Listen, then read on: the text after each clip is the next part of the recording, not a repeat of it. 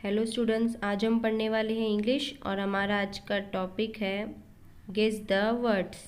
चलिए शुरुआत करते हैं। Read aloud and guess the missing words. बुलंद आवाज़ से पढ़ो और जो लफ्ज़ गायब है उसे पहचानो।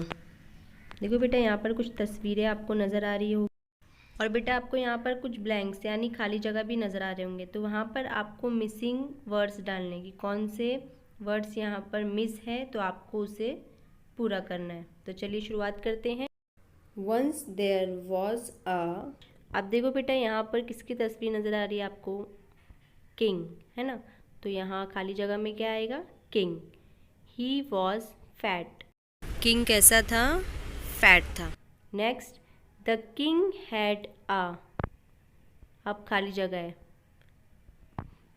क्वीन, यहाँ पर क्या आएगा? क्वीन। She was. अब देखो बेटा, क्वीन कैसी थी?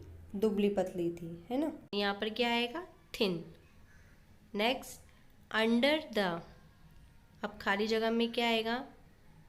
आपको क्या नज़र आ रहा है? लीफ यानी पत्ता, है ना। तो यहाँ पर आप लिखोगे लीफ। देयर वॉज आ।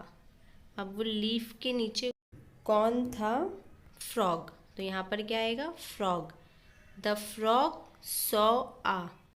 वो फ्रॉग किसे देख रहा था? रैबिट को यानी खरगोश को। तो वहाँ पर आएगा रैबिट। Next, there where. अब यहाँ खाली जगह में क्या आएगा? Goats near the gate. Gate के सामने, गेट के करीब में कितने गोट्स खड़े थे? 3। यहाँ पर आप क्या लिखोगे? 3। 2 ऑफ देम वेयर। बेटा, 2 गोट कौन से कलर के थे? वाइट। 1 वॉज, और एक कैसा था? ब्लैक। अब आगे क्या लिखा है बेटा? देखो आगे किसकी तस्वीर आपको नज़र आ रही है? एक हाउस की, है ना। द के बाद क्या है? खाली जगह है। रैन आउट ऑफ द, फिर खाली जगह है, ठीक है।